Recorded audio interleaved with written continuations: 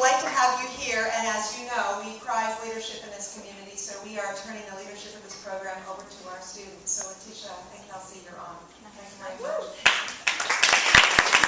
Good morning, everyone. Kelsey and I would just like to welcome everyone to Lincoln who is returning, and Kelsey and I also just have a few questions for the three of you regarding your Lincoln experience.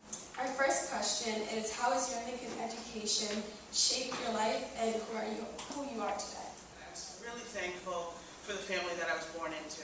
I think that's where, it definitely starts, because those people decided to make sure that you guys came here.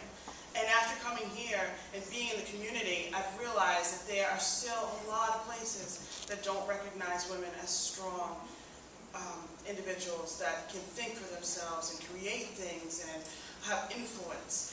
I started working at Lincoln when I was on just, field hockey, basketball teams, and people would come up to me and they would tell me these stories of things that would happen in their lives and problems and so on and so forth, and just matter of fact, I kind of counseled them and we worked through it.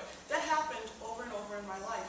And as I got into the community, I started working with other young women who were not as fortunate to be in this community, who didn't realize that they had choices, that they had options, that they could create, that they could find other avenues. So I continued to counsel, but it was based from my experience here at Lincoln. And that's actually how I got into the job that I'm in right now.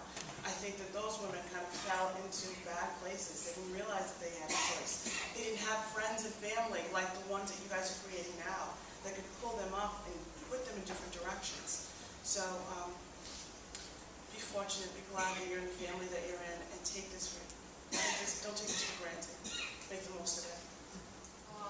I realize when I sit and think of the teachers that we had 50 years ago that they had a passion for what they were doing. And as a teacher myself, I try to duplicate that passion, make a connection with the students, and to make a difference. And I've always tried to carry that through in the other aspects of my life, and that came from Lincoln. Lincoln taught us a lot of very wonderful values. When I think back on who my teachers were and what I learned, I don't remember learning to read. I don't remember the biology or the math in particular. I remember people. I remember the values they taught me. I remember Miss Chaplin, my first grade teacher. Yes, I hear some nodding of heads. Well, yeah, she taught me how to read and write. I don't really remember that part. I remember the Bible verse every day.